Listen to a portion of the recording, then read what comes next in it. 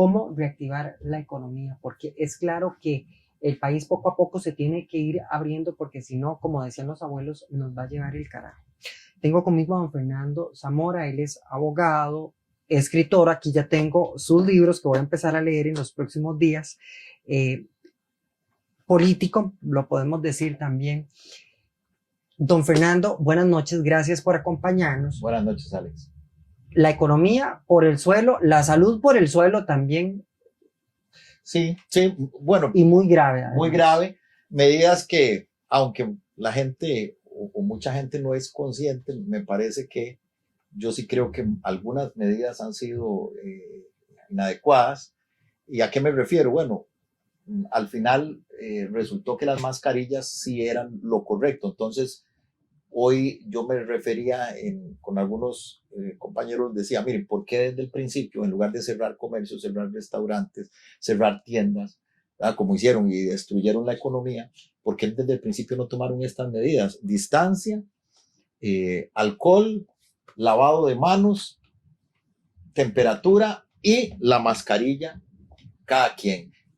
Con eso le estoy seguro que fueron más o menos las medidas que tomó Uruguay, y que tiene menos contagios que nosotros. Estoy seguro que con esas medidas tendríamos probablemente las mismas o cuidado menos contagios y no se hubiera destruido la economía como se ha hecho, porque hay que entender que reconstruir el tejido de la economía es algo que lleva décadas. Destruirlo es muy rápido, pero reconstruirlo es algo que lleva mucho tiempo. Don Fernando, y es que hay algo que la gente todavía no le cabe. No me explico. Se habla mucho de que primero la salud, de que la Caja Costarricense del Seguro Social, vean, si se siguen cerrando comercios en Costa Rica, el dinero no va a llegar a la Caja Costarricense del Seguro Social y no vamos a tener con qué. Sí, exactamente. Empezar a curar a la gente. Eso es una falsa dicotomía, lo que se llama una falsa dicotomía. Separar absolutamente la economía de la salud y en realidad es una falsa dicotomía porque ambas están integradas, ambas hay que equilibrarlas, o sea, hay que procurar velar por la salud, pero también hay que velar por la economía, porque si no podemos llegar al extremo en que el país caiga en cero producción, es que y entonces cero producción, viene la miseria y la miseria trae mayores problemas de salud o iguales problemas de salud que la pandemia. Y ahora bien, en una situación de miseria y de extrema pobreza en el país, en medio de una pandemia, no sabemos cuándo va a terminar de llegar la bendita vacuna, va a ser algo gravísimo.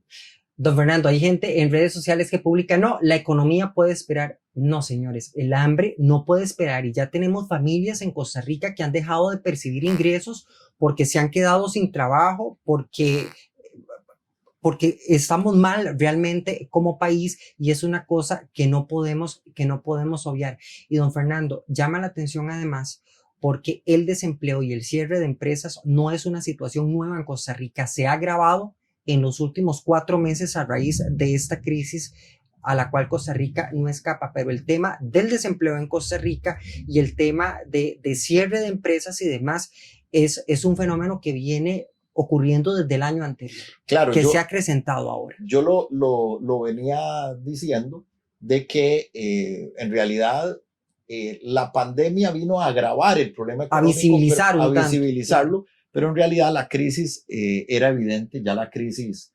venía, ya los índices, todos los índices y todos los indicadores económicos venían cayendo en picada y me parece que esto se debió a un grave error básicamente de la Asamblea y del gobierno. De manejo. De manejo económico, de manejo de la economía. Y le voy a explicar por qué. Yo siempre, estando en la Secretaría General del partido, yo todavía era el secretario general de Liberación cuando entró esta nueva fracción. Y yo les dije a la nueva fracción, yo les dije, miren, ustedes lo que tienen que hacer es meter una rebaja al déficit fiscal al menos en 3 puntos. En ese momento estábamos en 6, al menos en 3 puntos. Y esto se logra con impuestos a 1 punto. O sea, impuestos bajos, no hagan un shock los impuestos, sino meterle, bueno, si hay que aprobar el IVA, se hace un IVA de un IVA, no sé, del 7, 8%, un IVA gradual, y bajar un punto de esa forma al PIB. Y por otro lado, con recorte del gasto público, que obviamente todos sabemos que es excesivo, bajábamos otros 2 puntos. Así bajábamos 3 puntos del PIB. Bajando 3 puntos del PIB, el déficit fiscal nos quedaba totalmente manejable. Nos quedaba manejable y no llevábamos a shock la economía, ¿verdad? Bueno, lamentablemente no fue ese el criterio que primó.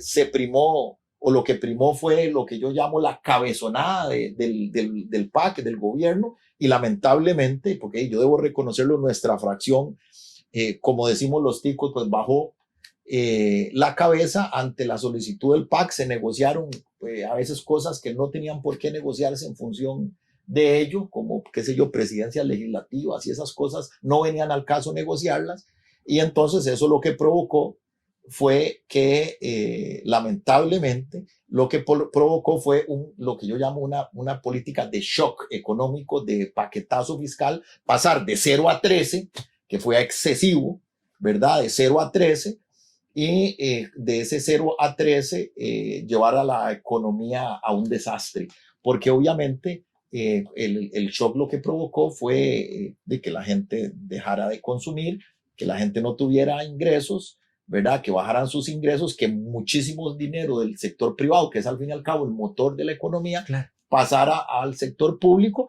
Pero ¿para qué? Para evidentemente simplemente destinarlo esencialmente a gasto corriente, o sea, para destinarlo a pago de planillas, a pago de los intereses de la deuda pública, incluso a cosas que no son necesariamente cosas que generen productividad y que generen despegue en la economía. O sea, en otras palabras, todo mal, ¿verdad? Todo mal, lamentablemente con la connivencia de nuestra fracción, y de esto nos está llevando a una situación desde antes de la pandemia muy grave, y ahora esto de la pandemia terminó de agravar la situación.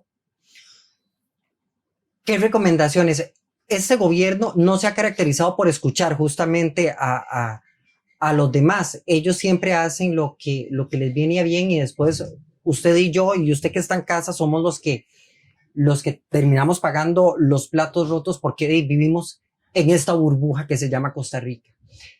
¿Qué recomendaciones podríamos dar eventualmente? Mire, yo creo que no es un asunto, yo he venido diciendo que no es un asunto de cambios macroeconómicos. Mucha gente cree que es un tema de economistas. O sea, que un economista entonces dice, bueno, es que tomemos hagamos tomemos tal medida en el Banco Central, tomemos tal medida en relación con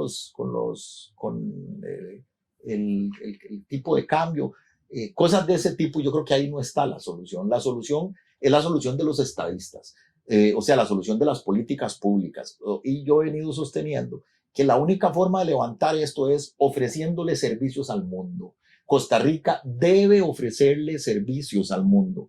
Es la única forma de levantar la economía, no con medidas domésticas. Por ejemplo, un tren urbano. Es una medida, una inversión estrictamente doméstica que no va a hacer crecer nuestra economía. Lo que hace crecer la economía, ¿qué es?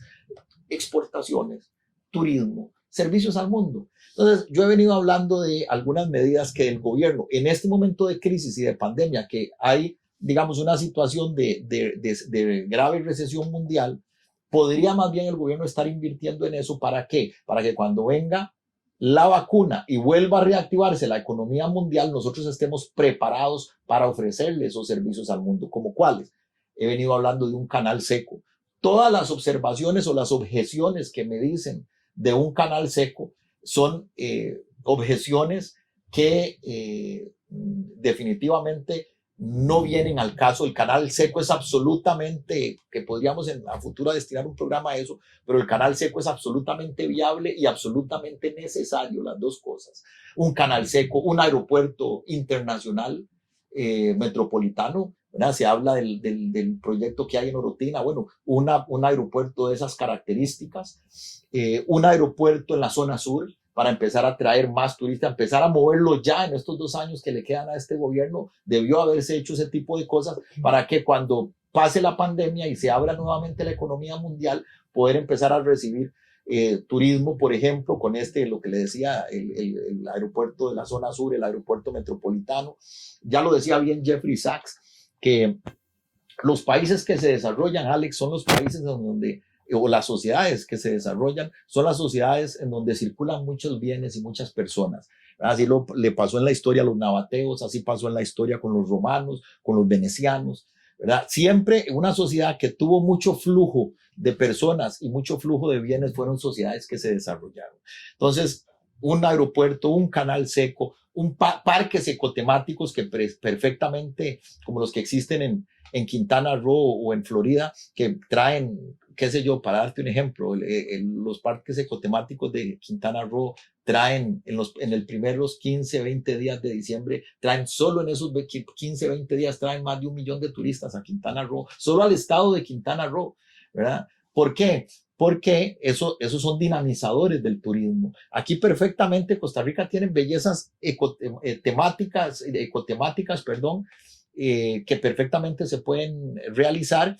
Es un país que ecológicamente tiene más que ofrecer que el estado de Quintana Roo.